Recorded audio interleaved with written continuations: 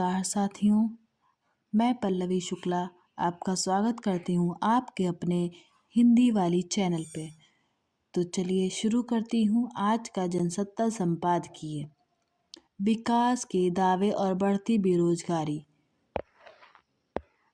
हाल के महीनों में देश के अलग अलग हिस्सों में जो खबरें सामने आई वे भारत की आर्थिक कहानी के उस पक्ष को उजागर करती हैं जिसे प्रायः विकास दर, निवेश और बड़े आयोजनों की चमक में ढक दिया जाता है।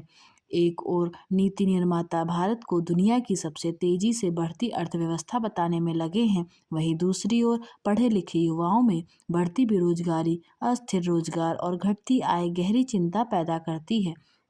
हाल ही में राष्ट्रीय सांख्यिकी कार्यालय की ओर से जारी आवधिक श्रम बल सर्वेक्षण के आंकड़ों ने यह साफ कर दिया कि शहरी क्षेत्रों में बेरोजगारी की दर फिर से बढ़ रही है और युवाओं के लिए स्थिति और भी गंभीर बनी हुई है।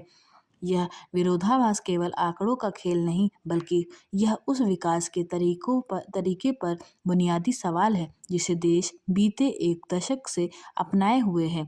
आधिकारिक अनुमानों के अनुसार देश की लगभग 65% आबादी 35 वर्ष से कम उम्र की ही है और हर वर्ष लगभग 1 करोड़ से अधिक युवा काम की तलाश में श्रम बाजार में प्रवेश करते हैं। यह तभी सार्थक हो सकता है जब अर्थव्यवस्था पर्याप्त और गुणवत्तापूर्ण रोजगार पैदा करे, मगर वास्तविकता यह है कि संगठित क्षेत्र में नई नौकरियों की संख्या सीमित रही है।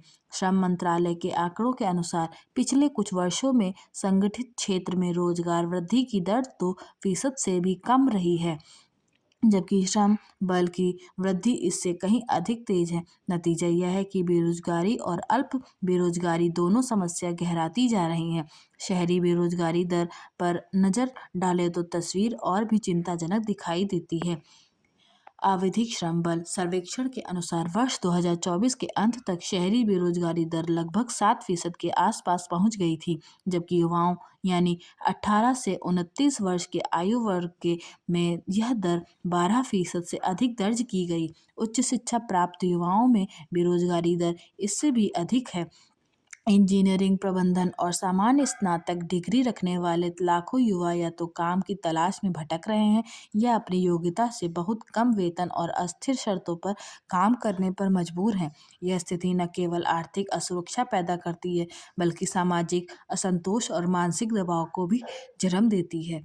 ग्रामीण भारत में स्थिति इससे अलग नहीं है। कृषि पर निर्भर आबादी का अनुपात अभी भी लगभग 45% है, जबकि कृषि का योगदान सकल घरेलू उत्पाद में 15% से भी कम रह गया है। इसका अर्थ यह है कि बड़ी संख्या में लोग कम उत्पादकता वाले क्षेत्र में फंसे हुए हैं। खेती से आय बढ़ाने के तमाम सरकारी दावों के बावजूद वास्तविक आय वृद्धि सीमित रही है। राष्ट्रीय नमूना सर्वेक्षण के आंकड़ों के अनुसार औसत किसान परिवार की मासिक आय आज भी इतनी नहीं है कि वह सम्मानजनक जीवन स्तर सुनिश्चित कर सके। नतीजतन ग्रामीण युवाओं का शहरों की ओर पलायन जारी है, लेकिन शहरों में भी उन्हें स्थायी और सम्मानजनक रोजगार नहीं मिल पा रहा। पिछले एक दशक में सरकार ने रोजगार संकट से निपटने के लिए कई योजनाएं शुरू की। कौशल विकास मिशन और आत्मनिर्भर भारत जैसे कार्यक्रमों का उद्देश्य नई नौकरियां पैदा करना और उद्यमिता को बढ़ावा देना बताया गया। इन पहलों से कुछ सकारात्मक परिणाम भी सामने आए। स्टार्टअप इंडिया के तहत 2 लाख से अधिक नए उद्यम पंजीकृत हुए और इनके माध्यम से प्रत्यक्ष और अप्रत्यक्ष रूप से लाखों रोजगार सृजित हुए हैं। मगर यह भी सच है कि इन रोजगारों का बड़ा हिस्सा अस्थायी परियोजना आधारित पर या डिजिटल मंचों से जुड़ा हुआ है, जहां सामाजिक सुरक्षा और दीर्घकालिक स्थिरता का अभाव है। उद्योगों की स्थिति भी रोजगार सृजन के लिहाज से उम्मीदों पर खरी नहीं उतर पाई है। विनिर्माण क्षेत्र को रोजगार वृद्धि का प्रमुख इंजन माना जाता है, लेकिन भारत में इसका योगदान सकल घरेलू उत्पाद से में लगभग 16 से 17% के आसपास अटका हुआ है। चीन, वियतनाम और बांग्लादेश जैसे देशों की तुलना में भारत विनिर्माण में बड़े पैमाने पर रोजगार पैदा करने में पिछड़ता दिखता है। श्रम कानूनों की जटिलता, भूमि अधिग्रहण की समस्याएं, बुनियादी ढांचे की कमी और वैश्विक प्रतिस्पर्धा के दबाव ने उद्योगों की रोजगार सृजन क्षमता को सीमित कर दिया है। सेवा क्षेत्र ने पिछले कुछ वर्षों में अर्थव्यवस्था को संभाला है, लेकिन यहाँ भी रोजगार का स्वरूप बदल गया है। सूचना प्रौद्योगिकी और आधुनिक सेवाओं में उच्च कौशल वाले लोगों को अवसर मिल रहे हैं, लेकिन पारंपरिक सेवाओं में रोजगार या तो ठहरा हुआ है या घट रहा है। इसके अलावा एक ऐसी अर्थव्यवस्था का विस्तार हुआ है जहाँ लोग परिवहन, आपूर्ति और डिजिटल सेवाओं से जुड़े छोटे छोटे काम करते हैं। बेरोजगारी का असर केवल आर्थिक नहीं बल्कि सामाजिक और राजनीतिक भी है। बेरोजगार या असुरक्षित रोजगार में फंसे युवा अपने भविष्य को लेकर निराश हो रहे हैं। प्रतियोगी परीक्षाओं में बढ़ती भीड़, बार बार परीक्षाओं का रद्द होने और भर्ती प्रक्रियाओं में देरी से इस निराशा को और गहरा करती है। कई राज्यों में बेरोजगारी को लेकर हुए विरोध प्रदर्शन इस बात का संकेत हैं कि यह समस्या अब केवल आंकड़ों तक सीमित नहीं रही बल्कि सड़कों पर दिखने लगी है। शिक्षा व्यवस्था और रोजगार बाजार के बीच बढ़ती खाई भी इस संकट का एक बड़ा कारण है। हर साल लाखों विद्यार्थी महाविद्यालयों और विश्वविद्यालयों से डिग्रियां लेकर निकलते हैं, मगर इनमें ज़्यादातर विद्यार्थी उद्योग की ज़रूरतों के अनुरूप प्रशिक्षित नहीं होते। राष्ट्रीय कौशल विकास निगम की रिपोर्टों के अनुसार भारत की बड़ी कार्यशील आबादी औपचारिक कौशल प्रशिक्षण से वंचित है। नतीजतन कंपनियां कुशल श्रमिकों की कमी की शिकायत करती हैं और युवा रोजगार न मिलने की। यह विरोधाभास नीति और क्रियान्वयन दोनों स्तरों पर व्यापक सुधार की मांग करता है। महिलाओं की स्थिति इस पूरे परिदृश्य में विशेष रूप से चिंताजनक है।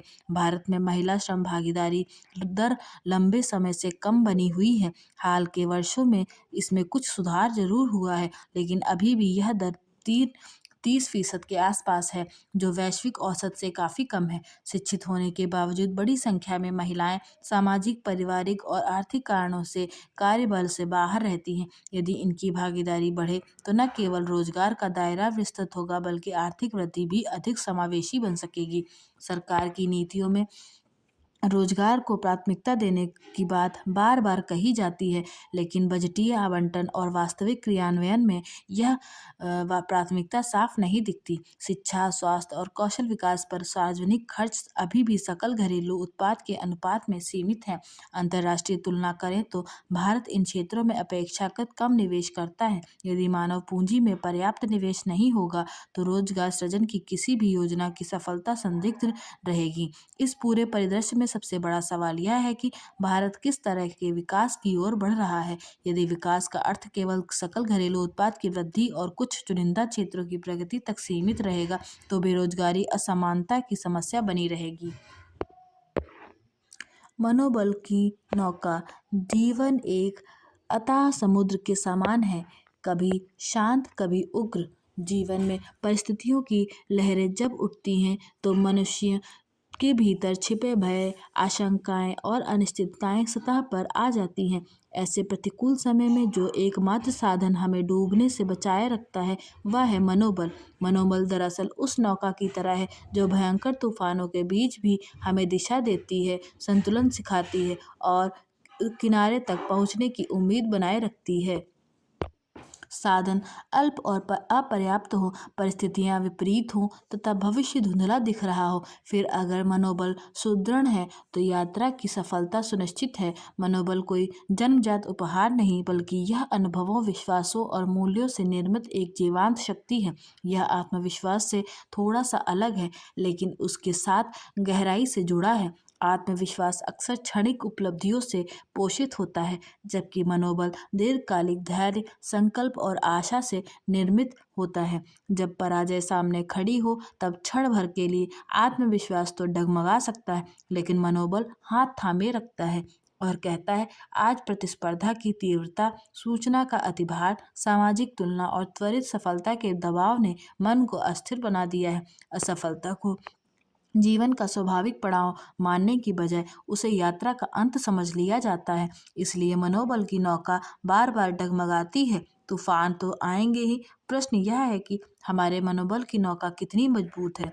जिसके जीवन में उद्देश्य सुस्पष्ट होता है उसके लिए बड़ी से बड़ी कठिनाइयाँ और विषम परिस्थितियाँ भी अर्थपूर्ण हो जाती हैं। निश्चित और दिशायुक्त उद्देश्य संघर्ष को भी निश्चित दिशा प्रदान करता है। उद्देश्य कोई बहुत विशाल लक्ष्य ही हो या आवश्यक नहीं है। उद्देश्य के रूप में ईमानदारी युक्त श्रम, सेवाएं, भाव या आत्मविकास का संकल्प भी हो सकता है। दूसरा महत्वपूर्ण आधार है अनुशासन और नियमितता। मनोबल आकस्मिक प्रेरणा से नहीं बल्कि सतत और नियमित अभ्यास से सुदृढ़ होता है। समय पर उठना, कार्य को टालने की प्रवृत्ति से बचना तथा छोटे छोटे लक्ष्यों को पूरा करना, ये सब मन के भीतर विश्वास का निर्माण करते हैं। प्रत्येक कृतपूर्ण लघु लक्ष्य मनोबल की नौका में एक मजबूत पटरा जोड़ देता है। तीसरा आधार है सकारात्मक संवाद। यह हम संवाद से क्या कहते हैं, यह अत्यंत महत्वपूर्ण है। नकारात्मक आत्मसंवाद मनोबल को भीतर से खोखला कर देता है। इसके विपरीत यथार्थवादी और आशामय संवाद जो कठिनाइयों को अंगीकार करते हुए समाधान खोजता है, मनोबल की नौका के लिए पतवार की भूमिका अदा करता है। एक बात विशेष रूप से उल्लेखनीय है कि यहाँ विवेक रहित आशा नहीं बल्कि विवेकपूर्ण तथा उद्देश्यपरक आशा की बात है। चौथा आधार है परस्पर सहयोग, समन्वय और संबंध। मनोबल की नौका दरअसल एक पतवार से नहीं चलती। इसको गति प्रदान करने के लिए अनेक पतवारों का होना अनिवार्य है। परिवार, मित्र, समाज और सहकर्मी, ये सभी हमारे मनोबल की नौका के सहयात्री हैं। संकट में साझा किया गया दुख परिमाण में आधा रह जाता है और साझा की गई आशा परिमाण में दोगुनी हो जाती है। समाज में संवाद और संवेदना का अभाव मनोबल को कमजोर करता है। इसलिए स्वस्थ संबंधों का निर्माण नितांत आवश्यक है। धैर्य व्यक्ति को समय के साथ तालमेल बिठाकर चलना सिखाता है, नौका को लहरों के साथ संतुलन में रखता है। धैर्य का अर्थ निष्क्रियता नहीं, निरंतर लेकिन बिना विचलित हुए शांतिपूर्वक प्रयत्न है। यह एक ऐसा अमूल्य गुण है जो व्यक्ति को थकान के क्षण में भी उत्साहपूर्वक एक कदम और बढ़ाने की शक्ति देता है। आध्यात्मिकता की भी मनोबल की नौका को आवेग प्रदान करती है। यहाँ आध्यात्मिकता से आशय किसी संकीर्ण धार्मिक अर्थ में नहीं बल्कि जीवन के व्यापक अर्थबोध के रूप में है। जब व्यक्ति अपने जीवन को किसी बड़े उद्देश्य से जोड़ता है तब छोटी असफलताएं उसे तोड़ नहीं पाती। उद्देश्य की ओर देखकर ही मनोबल की दिशा तय होती है। बिना उद्देश्य के मनोबल क्षणिक एवं अस्थायी होता है, जबकि उद्देश्य के साथ वह दीर्घकालिक रूप ग्रहण कर लेता है। मनोबल की नौका की गतिशीलता को बनाए रखने के लिए स्वयं की देखभाल अनिवार्य है। शारीरिक स्वास्थ्य, मानसिक संतुलन, पर्याप्त विश्राम और ध्यान, ये सभी मन के महासागर में उठने वाली लहरों को शांत करते हैं। थका हुआ मन छोटी सी चुनौती में भी घबरा जाता है, जबकि संतुलित मन बड़े से बड़े संकट का बखूबी सामना कर सकता है। मनोबल की नौका हमें यह सिखाती है कि जीवन में तूफानों से बचना तो संभव नहीं है, लेकिन उनके बीच डूबना भी अनिवार्य नहीं। मनोबल गिरने के बाद उठने का साहस देती है, असफलता के बाद भी प्रयास की सतत के लिए प्रेरणा देती है। जब मनोबल सुरक्षित एवं सशक्त होता है तब भविष्य भय का नहीं, संभावनाओं का समुद्र बन जाता है। आज के परिवेश में आवश्यकता है कि हम व्यक्तिगत, सामाजिक और राष्ट्रीय स्तर पर मनोबल की नौका को सुदृढ़ करें, क्योंकि मजबूत मनोबल ही वह आधार है जिस पर समृद्ध समाज और सशक्त राष्ट्र का निर्माण होता है। लहरें आती रहेंगी, समुद्र भी उग्रता को धारण किए रहेगा, लेकिन मनोबल की नौका मजबूत है तो यात्रा बिना किसी व्यवधान के अवश्य पूरी होगी। सेहत के सामने दवाएं केवल व्यापारिक वस्तुएं नहीं होती बल्कि करोड़ों लोगों के जीवन का सहारा भी होती हैं। जब यही दवाएं तय मानकों पर खरी नहीं उतरती तो इसका असर सीधे आम आदमी के स्वास्थ्य, विश्वास और जीवन पर पड़ता है। एक रिपोर्ट के अनुसार 170 से अधिक दवाइयां गुणवत्ता मानकों को पूरा नहीं कर सकी और कुछ नमूने नकली भी पाए गए। मानकों पर खरी न उतरने वाली दवाएं प्रायः अपेक्षित असर नहीं दिखाती। इससे मरीज की बीमारी ठीक होने के बजाय लंबी खिंच जाती है या और गंभीर रूप ले लेती है। गरीब और मध्य वर्ग जो पहले ही इलाज के बढ़ते खर्च से जूझ रहा है, ऐसे में दोहरी मार झेलता है। एक और बीमारी, दूसरी ओर बेअसर दवाओं पर खर्च। नकली दवाइयों का मामला तो और भी खतरनाक है, क्योंकि उनमें मौजूद कुछ रसायन सीधे शरीर को नुकसान पहुंचाते हैं। जब तक जांच रिपोर्ट आती है तब तक वही दवाएं बाजार से बिकती रहती हैं और हजारों लाखों लोग उनका सेवन कर चुके होते हैं। यह तर्क कि इन दवाइयों का कोई प्रतिकूल असर नहीं माना गया अपने आप में गैर जिम्मेदाराना है, क्योंकि असर हमेशा तुरंत दिखाई नहीं देता। जवाबदेही का सवाल। आज देश भर में आवारा कुत्तों के काटने की सैकड़ों घटनाएं रोज हो रही हैं। उच्चतम न्यायालय इस पर अपनी चिंता जता चुका है। प्रतिवर्ष आवारा कुत्तों के काटने से कई लोगों की मौत हो जाती है। कई बार तो कुत्तों द्वारा बच्चों को नोच कर मार डालने की रूह कपा कम देने वाली खबरें भी आईं। अभी तेलंगाना में कुछ गांवों में लोगों ने कई आवारा कुत्तों को जहर देकर मार डाला।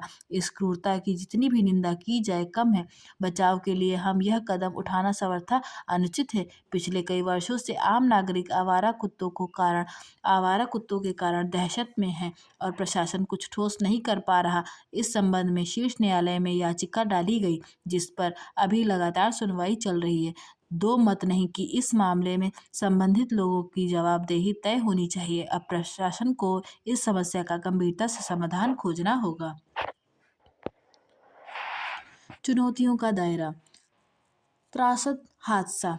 संपादकीय 23 जनवरी पढ़ा। आतंक रोधी अभियान के तहत जम्मू कश्मीर के डोडा जिले में हुए हृदय विदारक हादसे में देश के 10 जवानों की जान चली गई, जबकि 11 जवान गंभीर रूप से घायल हो गए।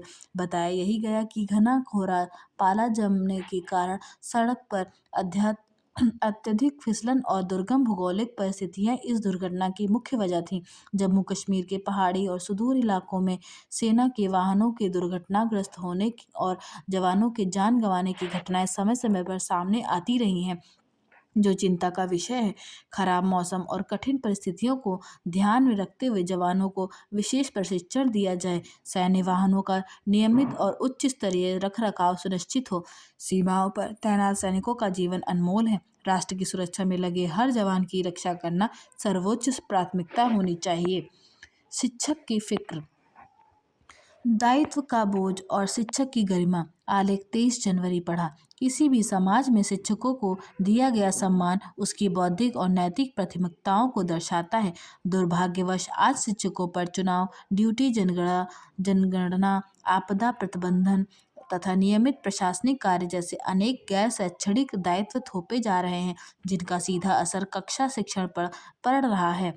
शिक्षण कार्य में निरंतर बौद्धिक संलग्नता, भावनात्मक निवेश, रचनात्मकता और तैयारी की आवश्यकता होती है। जब शिक्षकों को बार बार उनके मूल दायित्व से हटाया जाता है तो सबसे पहले शिक्षा की गुणवत्ता प्रभावित होती है और दीर्घकाल में समाज का भविष्य भी। शिक्षकों को सरकारी कर्मचारी तक सीमित कर देना ऐसी नीतिगत सोच को दर्शाता है जो बौद्धिक विकास की अपेक्षा प्रशासनिक सुविधा को प्राथमिकता देती है। मौसम का मिजाज।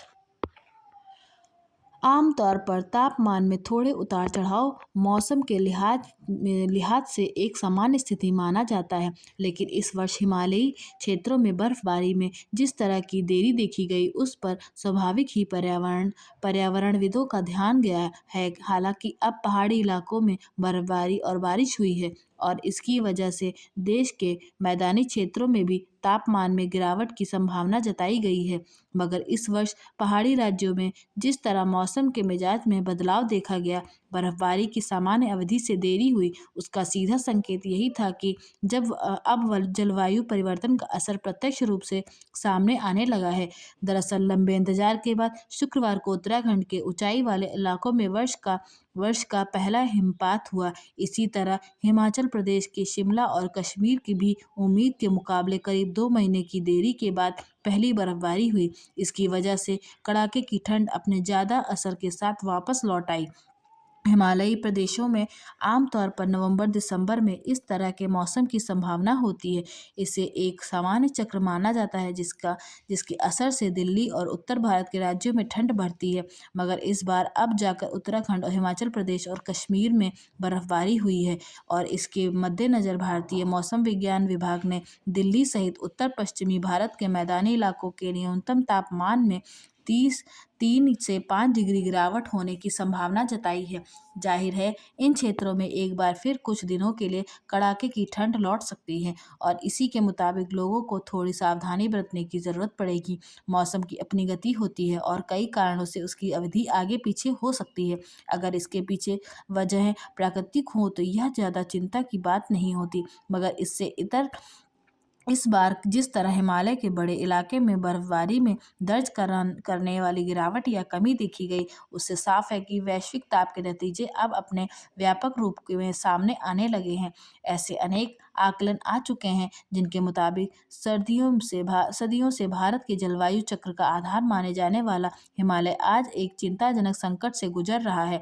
पिछले कुछ वर्षों से हिमालय क्षेत्र में सर्दी के मौसम में भी औसत से काफ़ी कम बर्फबारी हो रही है। खास तौर पर जिस मौसम में पहाड़ों को बर्फ से आच्छादित देखा जाता था, उस दौरान भी अब असामान्य रूप से बर्फबारी में देरी हो रही है। यह गौरतलब है कि हिमालय के दायरे में पड़ने वाले क्षेत्रों में कई नदियों का उद्गम स्थल है और इस तरह पहाड़ से लेकर मैदानी इलाकों के बड़े हिस्से में खेती और लोगों की जीविका इन पर निर्भर रही है। मगर मानसून और जैव विविधता का आधार रहा यह इलाका अब कड़ाके की ठंड में भी बिना बर्फ के सूखा रहने लगा है, जिसका असर पारिस्थितिकी पर पड़ना तय है। अब इसे मौसम में किसी सामान्य उतार चढ़ाव के बजाय जलवायु परिवर्तन के नतीजे के तौर पर देखा जाने लगा है। वैश्विक ताप में बढ़ोतरी का एक परिणाम यह भी है कि ठंड के मौसम में अगर थोड़ी बहुत बर्फबारी हो तो भी वह पिघल जाती है। ऐसे में हिमखंडों में सिकुड़न भी एक स्वाभाविक नतीजा है और इसका असर पहाड़ों की स्थिरता पर भी पड़ेगा। शायद यही वजह है कि हाल के वर्षों में पहाड़ी इलाकों में आपदाओं का संकट भी गहराता गया है। भय का पाठ। हमारे समाज में आज भी यह धारणा बनी हुई है कि डर, डांट और मारपीट से बच्चे के भीतर कमियों में सुधार लाया जा सकता है। पढ़ाई के मामले में कई बार विद्यालयों और यहाँ तक कि घर परिवार में भी इसी तरह के प्रयास किए जाते हैं। हालांकि शिक्षण संस्थानों में पढ़ाई के दौरान बच्चों के साथ आक्रामक व्यवहार पर कानूनी रूप से पाबंदी है, फिर भी ऐसी घटनाएं अक्सर सामने आती रहती हैं। विद्यालय में अगर किसी बच्चे के साथ मारपीट होती है तो उसे उम्मीद और भरोसा होता है कि उसके अभिभावक सुरक्षा के लिए आगे आएंगे, मगर जब कोई अभिभावक ही पढ़ाई के लिए अपने बच्चे से मारपीट करने लगे तो उसे किस तरह की मानसिकता कहा जाएगा। हरियाणा के फरीदाबाद में हाल ही में एक ऐसी ही घटना सामने आई जिसने सामाजिक एवं पारिवारिक संवेदनाओं और सुरक्षा पर सवाल खड़े कर दिए हैं। खबरों के मुताबिक एक पिता ने अपनी 4 वर्षीय बेटी को घर पर पढ़ाते समय 50 तक गिनती न लिख पाने के कारण इस कदर पीटा कि उसकी मौत हो गई। यह गंभीर चिंता का विषय है कि इस तरह की धारणा कैसे बना ली जाती है कि भय या मारपीट से बच्चों में पढ़ने लिखने की क्षमता बढ़ जाती है, जबकि विभिन्न शोध और अध्ययनों से यह साबित हो चुका है कि किसी भी तरह की आक्रामकता का बच्चों पर बेहद नकारात्मक प्रभाव पड़ता है। इससे बच्चों में याददाश्त, एकाग्रता और निर्णय लेने की क्षमता कमजोर होती है, जिससे वे पढ़ाई में भी ज़्यादा पिछड़ जाते हैं। कई बार बच्चों के भीतर ऐसा खौफ पैदा हो जाता है जो आगे चलकर अवसाद या अन्य तरह के मनोविकार का कारण बन सकता है। ऐसे में इस बात का ख्याल रखना बेहद जरूरी है कि बच्चों को किसी भी रूप में हिंसक प्रवृत्ति का सामना न करना पड़े। अगर कोई बच्चा किसी एक तरीके से नहीं समझ पा रहा है तो उसे दूसरे मनोवैज्ञानिक तरीके से समझाने की कोशिश की जानी चाहिए, क्योंकि सुरक्षित, स्नेहपूर्ण तथा भय एवं तनाव मुक्त माहौल ही बच्चे का शारीरिक और मानसिक विकास संभव हो पाता है। आशा करती हूँ कि आपको यह वीडियो पसंद आई होगी। ऐसी वीडियो पढ़ने व सुनने के लिए हमारे चैनल को लाइक, शेयर एंड सब्सक्राइब जरूर करें। धन्यवाद।